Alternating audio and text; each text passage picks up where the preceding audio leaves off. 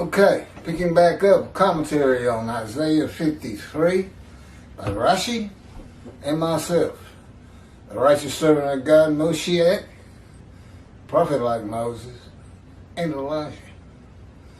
And here's a case in point coming right up from God. These are his words. This is God's commentary on 53, people. The entirety of chapter 21, God's words on 51. As he would have his prophet, the veritable mouthpiece on earth of God, Moses. Prophet like Moses, tell it to you. I got two covenants to deliver also. I am his representation. This is the last paragraph we read from part 6. This is part 7. A righteous servant bearing up to this fine refinement is bearing the unrighteousness of the Jewish people to be recognized as a prophet of God, that in and of itself will draw the Jewish people back to Judaism, recounsel the families one to the other, and make them in a righteous, made whole and healed. Okay, recounseling the families one to the other with the covenant Moses delivered, modified, amended, confirmed, affirmed.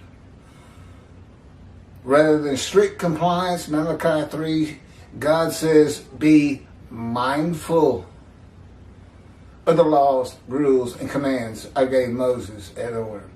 And as for each sect of Judaism, Orthodox, Conservative, Reform, to decide themselves. I've already gone over this. So picking back up from there, Rashi says, indeed, he bore our illnesses, an expression of but in all places. But now we see that this came to him not because of his low state, but that he was chastised with pains, so that all the nations be atoned for with Israel's suffering. The illness that should rightfully have come to us, he bore. And God just sent this into me. Didn't really hear the words, but you got to remember when this is written. Okay, this is long before the pogroms, Holocaust, everything that went on with Spain when they told the Jewish people they had to leave or convert. The Inquisition. So really, you just have the defeat of Babylon. By Babylon, the defeat by the Assyrians of the northern kingdom, Babylon and the southern kingdom, Judah and Benjamin. And I don't know. But now we see that this came to him, came to Israel, not because of his low state. He's saying he bore our illnesses. That's vicarious suffering, by the way, not allowed in the Hebrew Bible. Every man suffers for his own wrongs.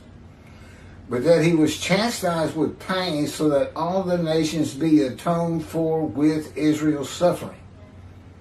He's saying he's atoning to the nations by Israel's suffering. That's vicarious suffering. That's vicarious. He's saying Israel has gone through this horrible time, the Jewish people, so that the nations would be forgiven of doing this to the Jewish people.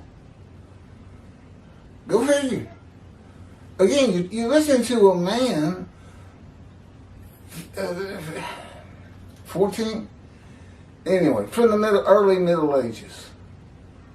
You know, he didn't go to university. He didn't go to law school. All he did was have a book, had his own particular personality, and like Rambam, who likes just to make things up. You know, not a very humble man. He thinks he can say anything he wants, and that's it. And the things he says helps with donations. Jews want to hear, you mean they're going to stop hating us? Anti-Semitism is going to go away? And I don't blame them. But it's not. It's just not.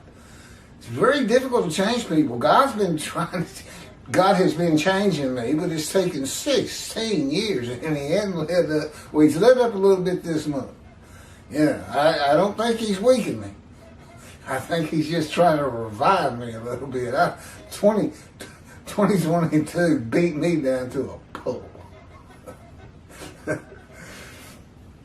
This says that God chastises, which means to discipline, especially by corporal punishment, all of the Jewish people, so that all of the Gentiles will be atoned of their sins for Israel's suffering. There it is. That's God talking. He said it a lot better than me.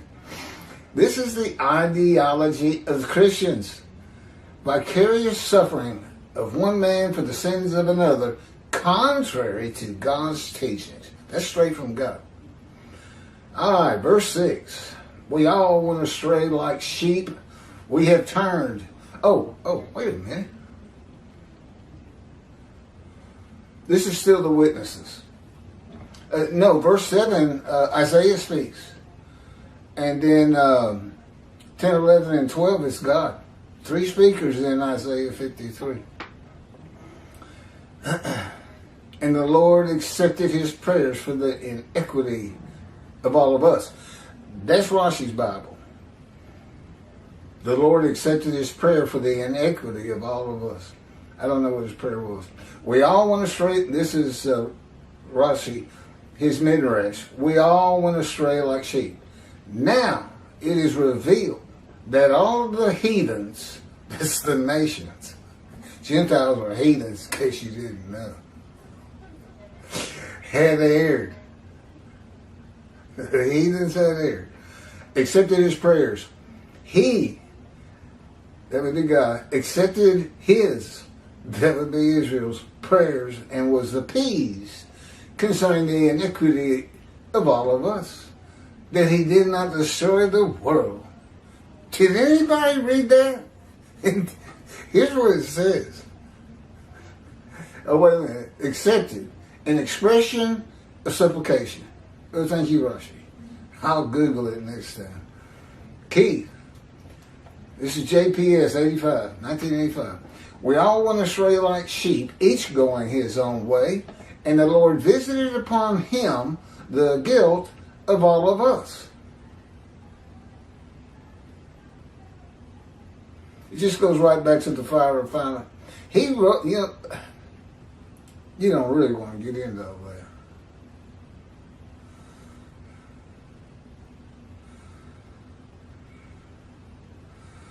Yeah, that's the fire refinement.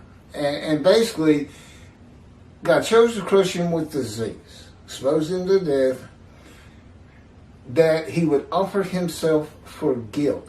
It's almost easier to read that now that you know the fire of refinement, that he offered to go through the fire of refinement to remove the guilt of the witnesses, the people, the first 6 verses. Oh yeah, we just finished 6.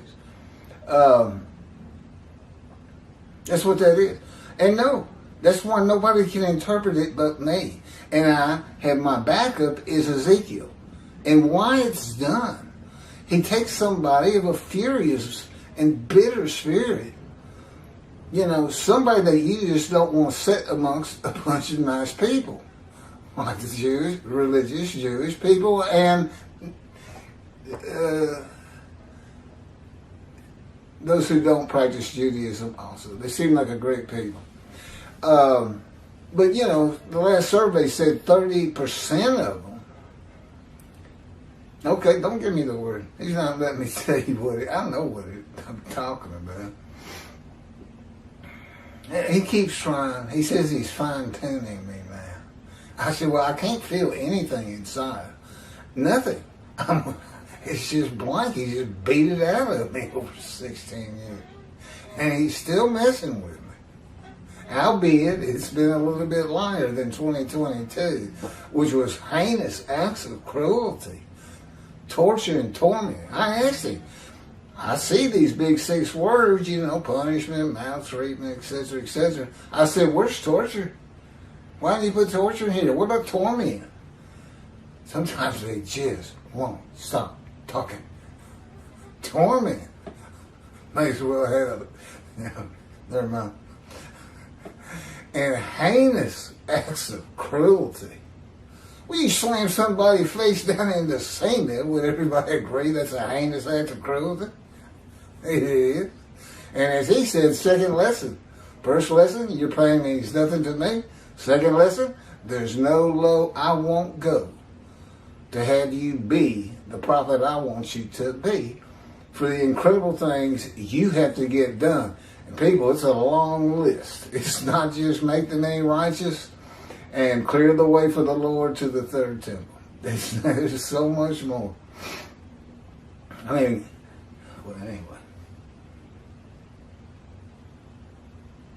Okay, and the Lord visited upon him. Okay, we all want to stray like sheep. This is my commentary to 6.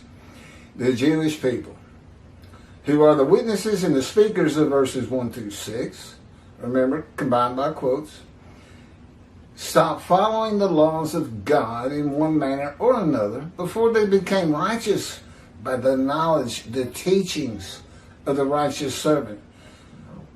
The knowledge that God's done what he said he's going to do. That he's got another prophet like Moses. You think that's not going to excite some people? And then they hear there's a new covenant of sin forgiveness to build the third temple. It's a boon. Really for the rabbis. This is going to bring people back, especially young people, to synagogue. And they're going to start studying because they're going to find out about heaven through me as Elijah. Everything Jewish. God becomes the information of your mind because you don't have one. And they've already doing it with me. Here on earth, I know what it is to exist in heaven. With him being the information of your mind, the difference with me is he's got my whole life with me at birth. There's nothing he can't bring back to me. When he's the information of my mind, it seems like I'm the same guy, but I can tell the differences. In heaven, the information will be all things Jewish, which I've already covered. But that will make people write Torah on their own heart because they're going to want to study. Because it'll make your heavenly experience all that much better. It's great to know the Talmud, even though we're saying, wait a minute, you got to throw some of that out. You got to be a bit more reasonable about it. You can't just take what Rambam says and say, our sages say. What do you say? Learn how to read the Bible. You got to separate what was done for antiquity, which cannot possibly apply today. Resurrection of the dead is the one example I give the most, but there's many others. You can find it in just about every book of the prophets. It's in there somewhere. And it's fun to look for. And the Lord visited the guilt of all of us. Midrash. This would happen in the day of the Lord when God requires a man to be his visible representation and speak and write his words, as Moses did. In the day of the Lord, a Gentile is tested by God, and upon passing the test, test of devotion, the man becomes the righteous servant, David, Elijah, and the prophet like Moses. 4 righteous servants to come. I just gave you their names. One description. And the description fits me. You won't find another man who matches 53:10, which I've gone over too, and we'll go over it again soon. Oh, thank you. My sister. Me, my sister, my elderly parents in their 90s, all living on Social Security. The house is paid, the condominium is paid for. I get room and board for helping. Doctors, we both take them to doctors all the time, and they can't hardly get out of bed. Just anything and everything. Lunch every day. My sister just bought me a Whataburger and fries, which I greatly appreciate. Oh, she's a great cook, and every day she's coming up with something.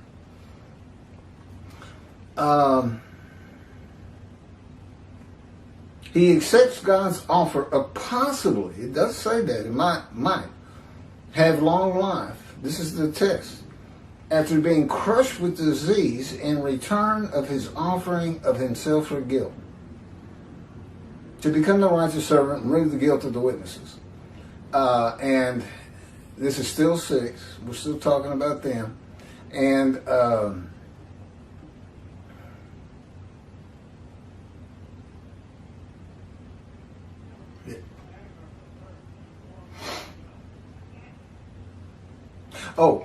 and keep me in mind that I was told I was going to die in a month from untreatable stage 4 lung cancer 22 years ago. So all of a sudden I'm 50 and God's speaking to me, which again is a very interesting chapter in the life of God's righteous servant, which are the words of God. Exactly how it happened that day, which I can remember all of it vividly. And it's called God Talks to an Atheist. And I didn't even flip out or anything. He can control your emotions. You know, he told me I made emotions.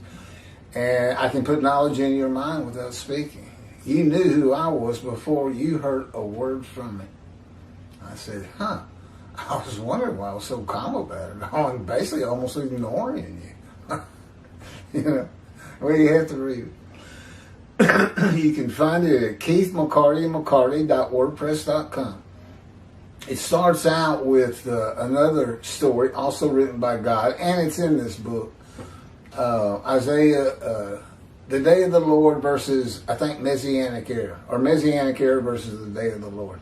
It's very interesting. Then you come to Isaiah 53, in the day of the Lord, and I think the life of the righteous servant follows them. And there's many other writings. Anything in there comes from God.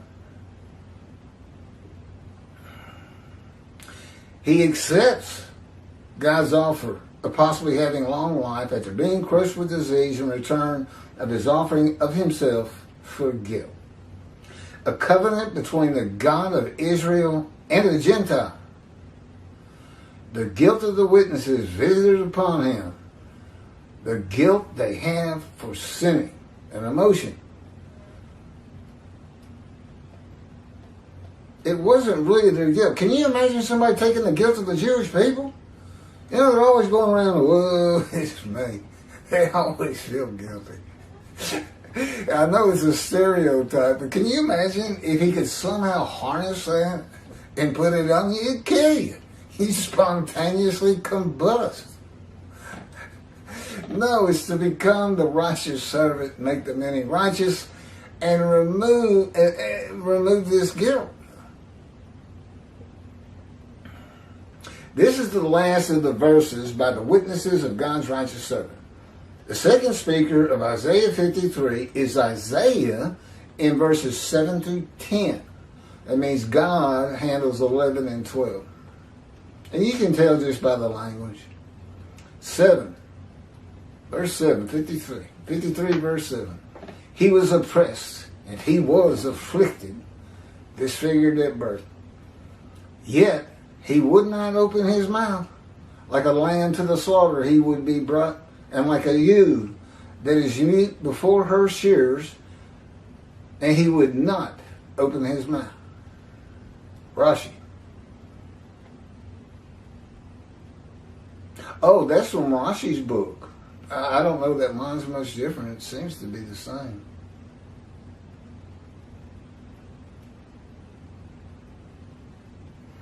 Rashi. He was oppressed and he was afflicted. Midrash, which means his commentary. Behold, he was oppressed by taskmasters and people who exert pressure. This would be all the people gathered as one man, Israel. Israel was oppressed, and Israel was afflicted. Behold, Israel was oppressed by taskmasters and people who exert pressure. Is that true for all Jews at this time? Had they gathered as one man in Israel? Of course not. Yet he would not open his mouth.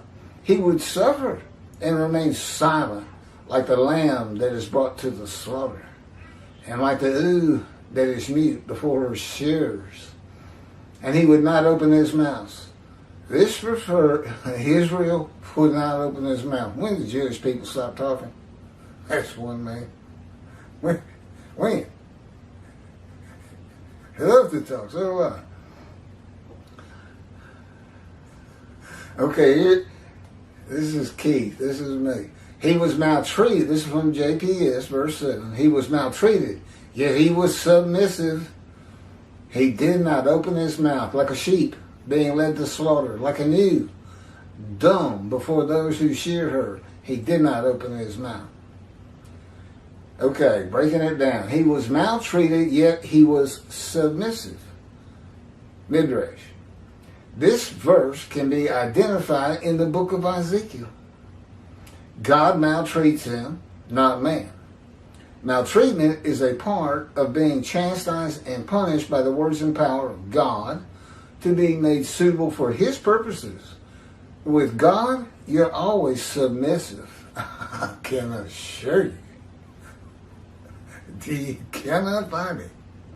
It's like, okay, what do you say? Right now, I'm going. Let's go for a walk. It's 2 o'clock in the morning. It's raining. It's cold. Great. Here I am. Let's go. He did that early on. Okay, it's necessary to break the will of a man and temper and calm his soul and emotions. Ezekiel said he went in bitterness and the fury of his spirit in the hand of God. Now, you would think being in the hand of God was a good thing. You know, he's taking care of you. You know, when he's furious and bitter, that's the fire refinement. There it is. There it is. Why is he bitter and furious? Because God is maltreating him, punishing him. The only thing that's not in there is wounding. He didn't get wounded, best I can tell. Crushed and bruised, chastised.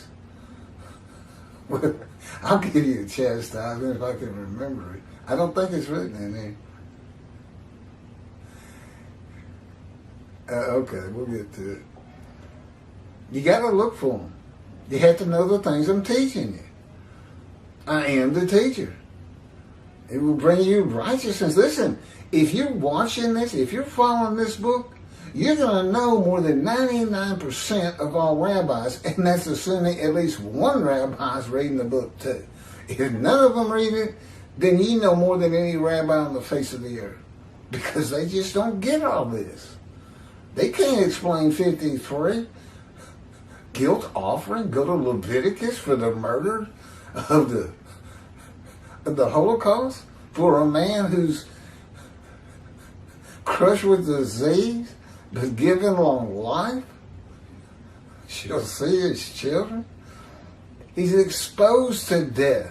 Okay, that's getting real close to it. And as I said, this happened to me 4 times now. Birth, gunshot, colon cancer, lung cancer. They were all grim. That bullet wound was no picnic, I guarantee. But the worst of all of them, colon cancer. That had burst through my colon. I didn't have medical insurance. I didn't know what it was. And I couldn't get any answers from these little clinics you can go to in the mall and whatnot. I was on my deathbed when I finally, because the planes hit New York, and I saw how sad the relatives were of the people they'd lost. Parents, children. And it hit me. What are my kids going to think? Because we're close. We were close. That I just died in this dingy apartment on this floor without getting help from anybody. I had a hard time asking for help, which has changed. I don't control that anymore. You know, if God wants me to have help and there's somebody that will help, he'll go ask them. But that wasn't my nature. But I did. I called my dad. I was low on money, and I said, you got to pay for a colonoscopy. I'm not going to make it through the day. And he did, and they found the 8-inch tomb.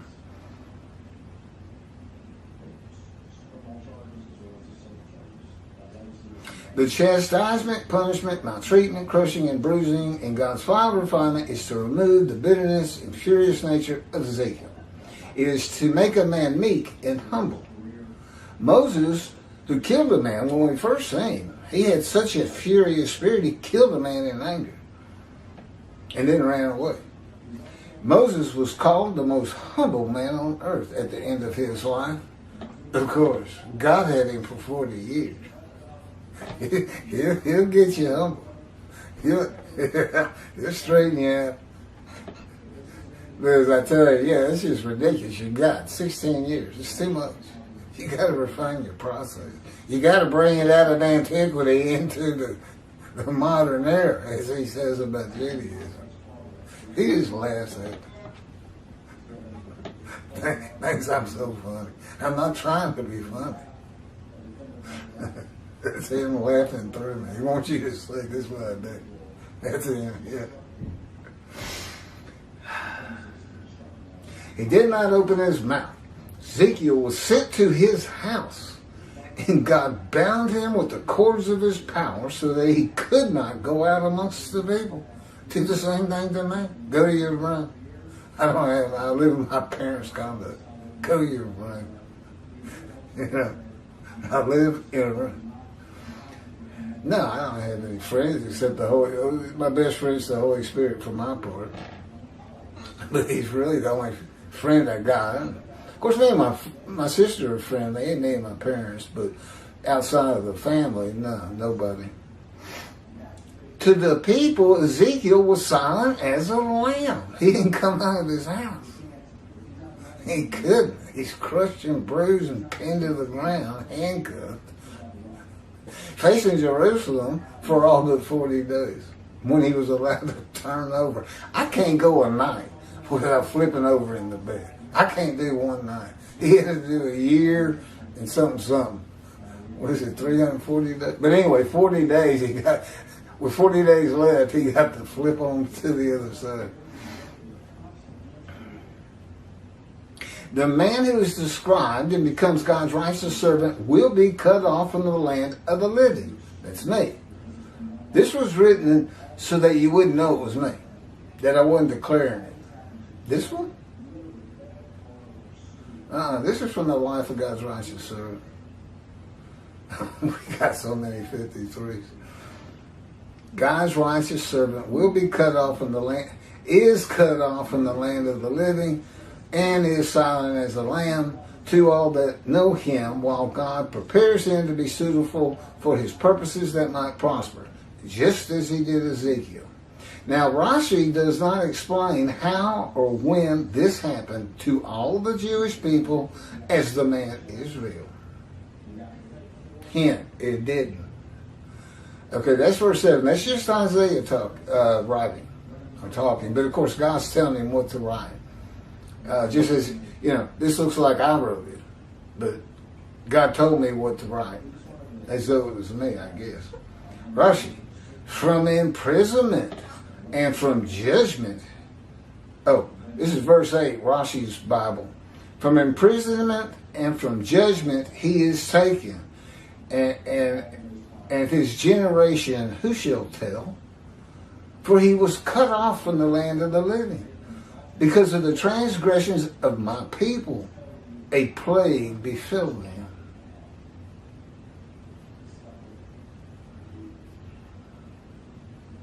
Them is Israel. Their transgressions caused the plague to befall them. Let me tell you a little bit that in the Hebrew Bible, God takes credit for it. Just like he says, I'm going to bring utter destruction. But then he tells me, yeah, but I am my creation. I just mean my creation is going to do it one day if they don't build that temple and get me in it. And he may lift me up, let everybody know. The Jewish people firmly believe they've been right about God all along. And that's what you're saying. And that's right to the Christians. And we need you, some of you